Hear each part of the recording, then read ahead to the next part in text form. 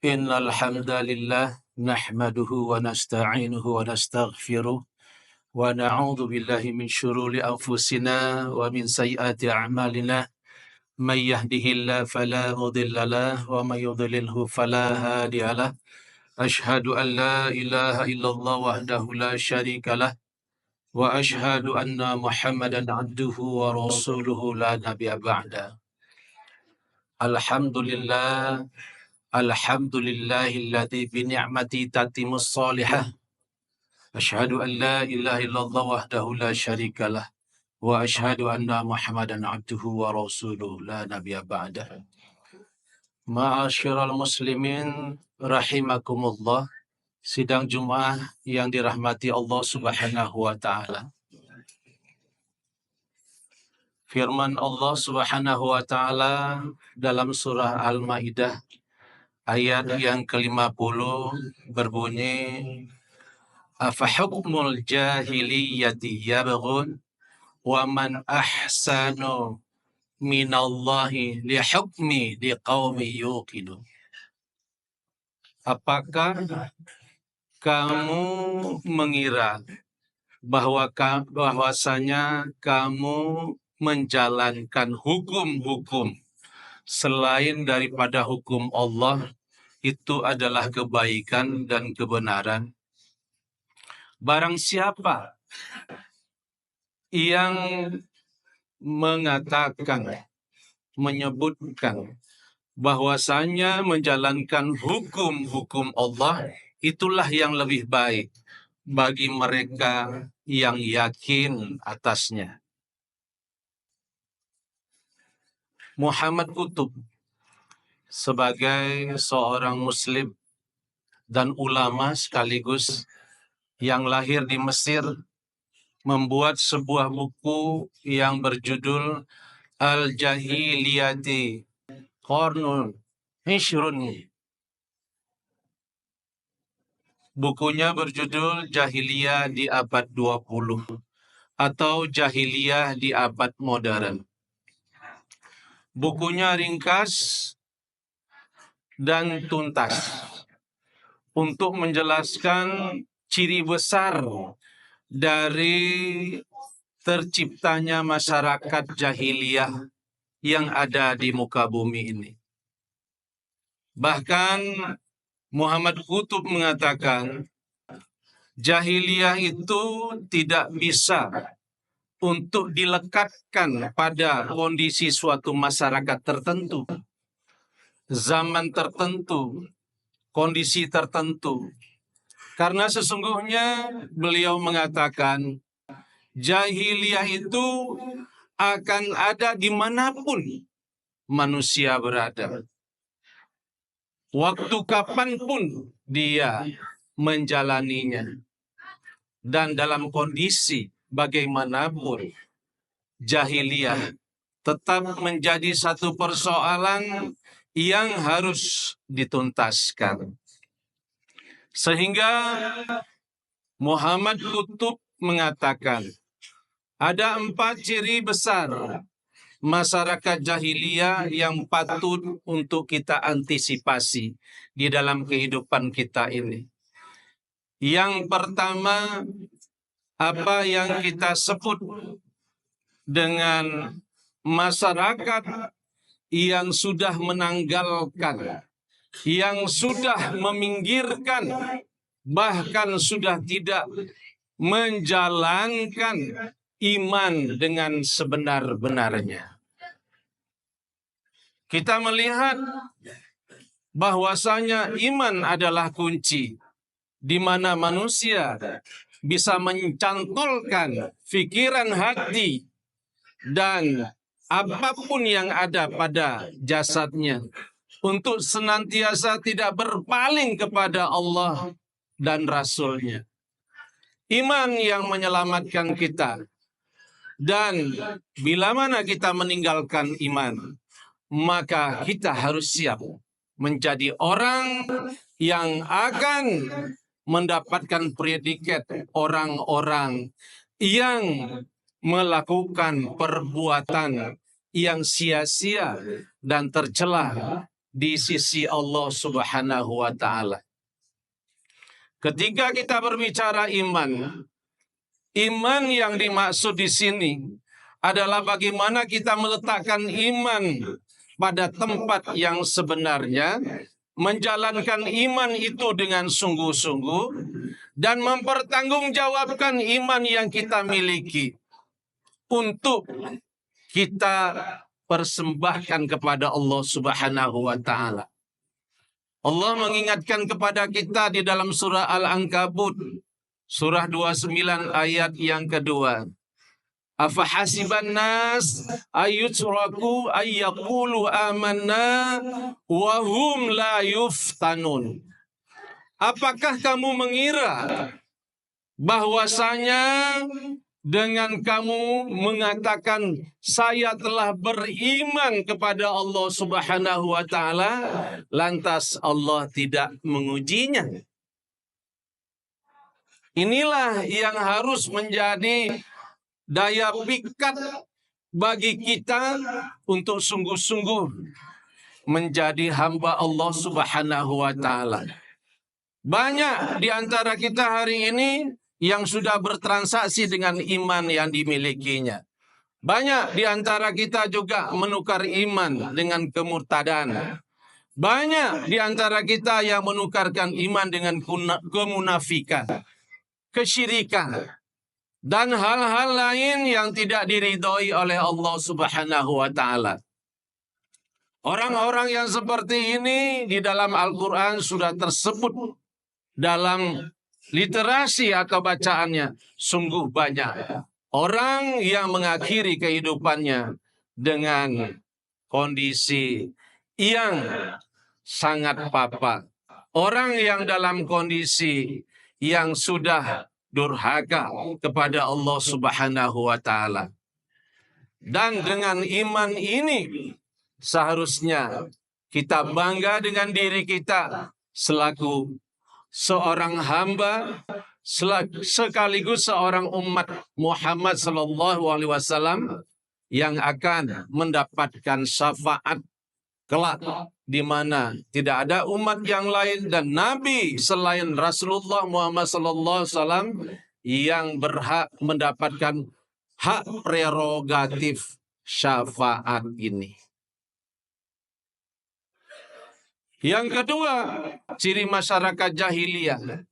Apa yang disebut dengan masyarakat yang tidak lagi menggunakan hukum Allah dan ditukar dengan aturan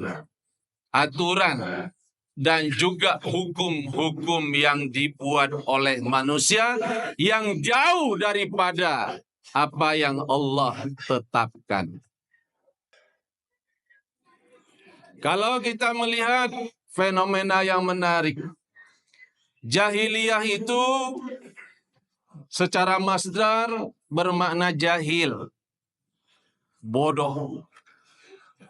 Namun Muhammad Qutb mengatakan bodoh ini bukan gambaran orang yang tidak memiliki ilmu pengetahuan dan teknologi serta peradaban. Sesungguhnya jahil ini yang ditanggalkannya adalah menapak hakikat kebenaran terhadap ilmu pengetahuan, teknologi, dan peradaban itu.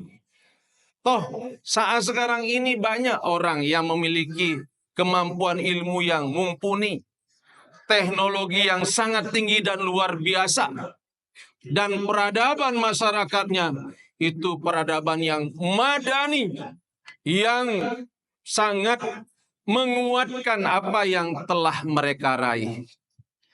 Tapi yang menjadi catatan bahwasanya mereka menolak segala kebenaran yang datangnya dari Allah Subhanahu wa taala. Bahkan mereka mengatakan bahwasanya apa yang mereka dapatkan berasal dari bakat, minat, dan kerja keras yang mereka lakukan. Mereka nggak sadar ucapan yang mereka lakukan itu sudah membunuh selain iman juga membunuh kebenaran sejati yang bersemayam di dalam kolbu mereka. Ini yang kita takutkan, orang-orang yang seperti ini.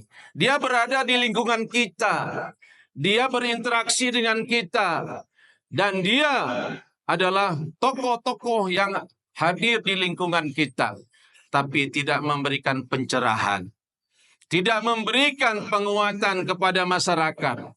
Betapa masyarakat membutuhkan mereka dalam kapasitas mereka sebagai seorang pakar, seorang ilmuwan, seorang teknokrat. Dan Allah sudah mengingatkan ini melalui Al-Quran yang sudah disampaikan kepada para sahabat dan kita baca setiap selesai kita melaksanakan sholat fardu. Bahwasanya akan timbul suatu kaum yang mengejek-ngejek apa yang mereka sudah pernah baca dan pahami. Dan mereka menggunakan segala dalil dan nas hanya untuk kepentingan tujuan yang mereka inginkan. Dan itu sudah terbukti sampai saat ini.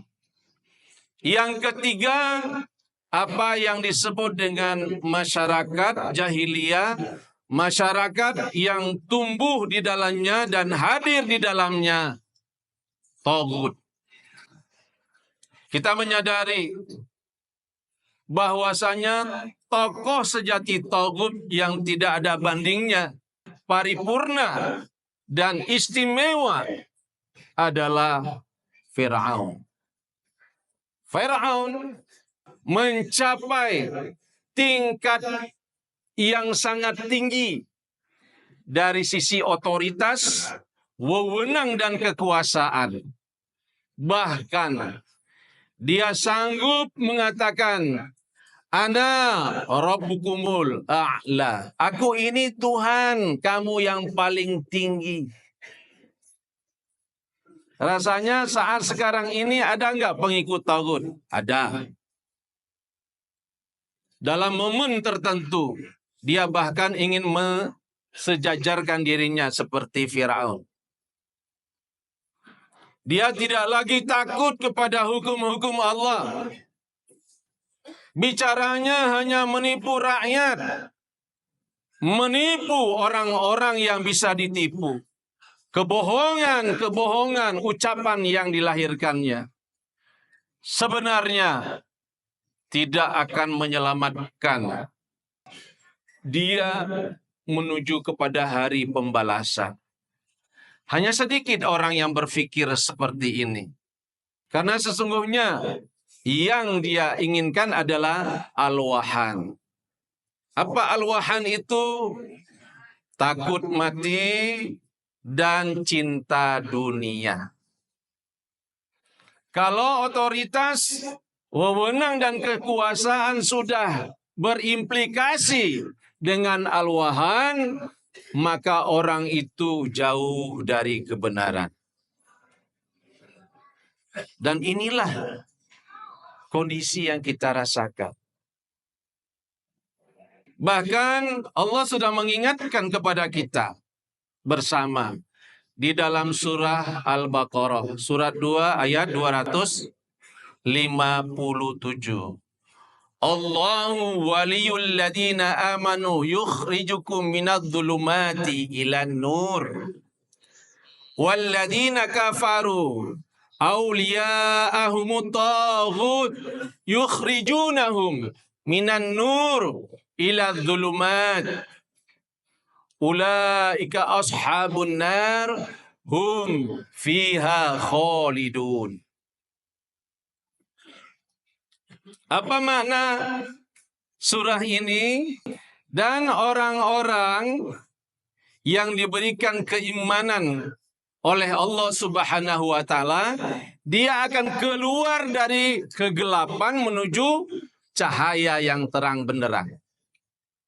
Dan bagi orang-orang yang kafir, tidak mengakui akan keesaan Allah Subhanahu wa taala, Sesungguhnya mereka akan menepikan cahaya yang terang benderang tersebut menuju kepada kegelapan. Sesungguhnya mereka termasuk kepada golongan penghuni neraka dan mereka kekal di dalamnya.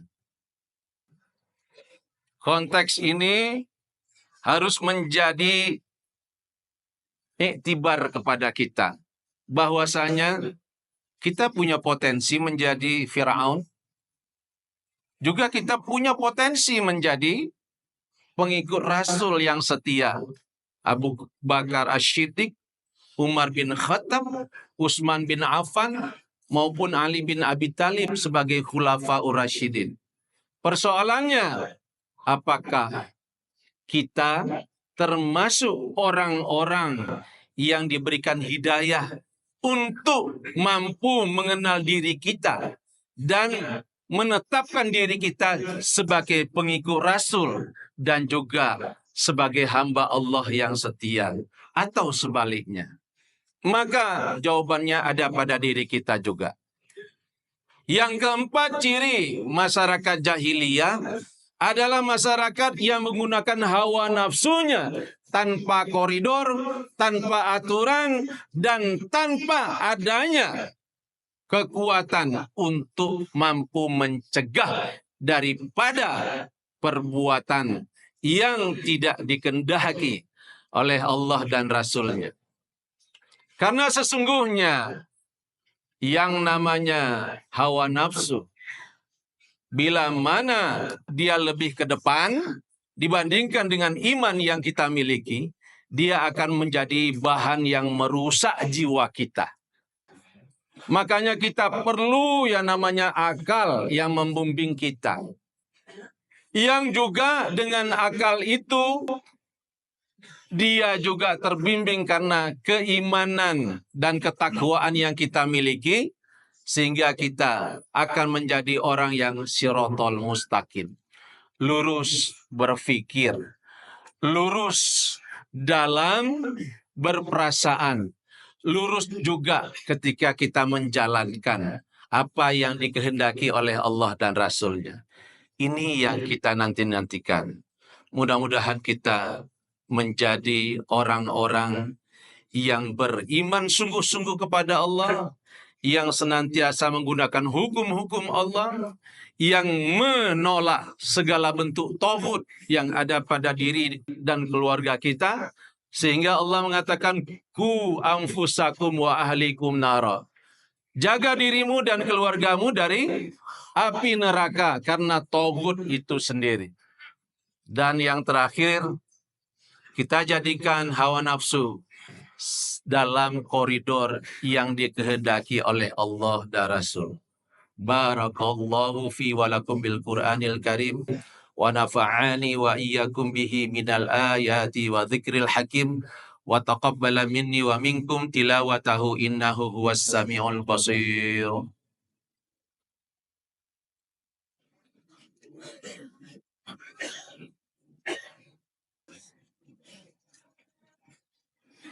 Alhamdulillahil qail qulil mu'minina yaghudduna min absarihim yahfadhu furujahum dzalika askalahum innallaha khabirum bima yasna'un.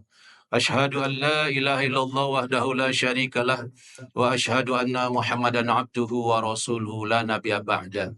Allahumma salli wa sallim wa barik ala Muhammad wa ala alihi wa ashabihi wa man tabi'ahu bi ihsani ila yaumiddin. Amma ba'du fa ya ibadallah, usikum binafsi wa iyya bitaqallah faqad fazal muttaqun. Hadirin sidang Jumat yang dirahmati Allah Subhanahu wa taala. Pada khutbah yang kedua, khatib mengingatkan pribadi khatib dan para jemaah sekalian untuk senantiasa mengaji dan mengkaji bahwasanya kita hidup di akhir zaman. Banyak tantangan, godaan, hambatan, rintangan keimanan yang kita miliki.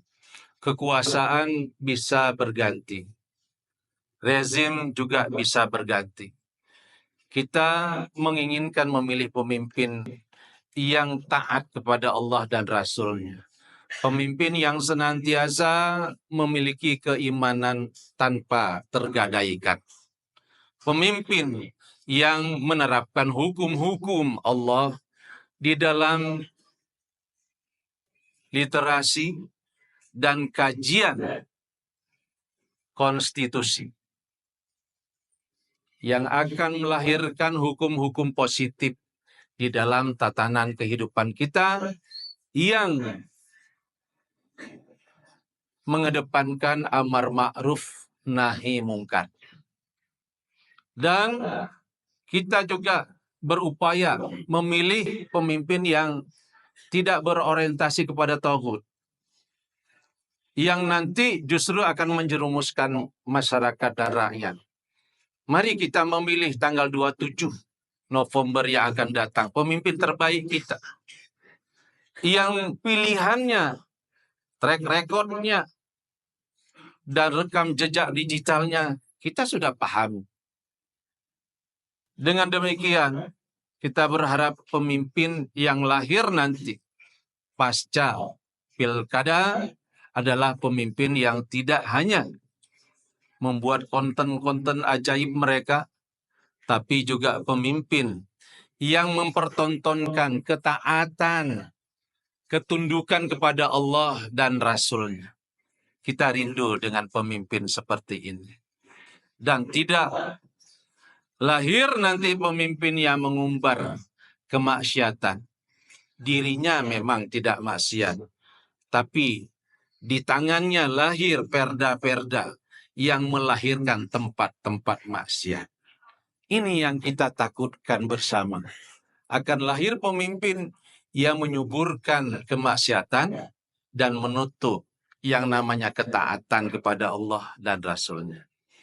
Mari kita berdoa di dalam hati benak kita agar kita menjadi orang-orang yang siap untuk senantiasa berharap lahir pemimpin sebagaimana yang kita cita-citakan, kitanya sendiri menjadi orang yang memiliki iman yang kokoh, yang sebenarnya, yang kuat. Apapun badai yang terjadi pada diri kita, tidak pernah kita menukar iman dengan selain iman yang kita miliki. Allahumma ighfiril muslimina wal muslimat wal mu'minina wal mu'minat al ahya'i minhum wal amwat innaka sami'un qarimun mujibu da'wat faya qadiyal hajat. Allahumma inna nas'aluka salamatan fid din wa afiyatan fil jasad wa ziyadatan fil ilmi wa barakatan fi rizqi wa taubatan qabla al-maut wa rahmatan 'indal maut wa maghfiratan ba'dal maut. Allahumma hawin alaina fi syakaratil maut wan najata minan nar wal afa 'indal hisab.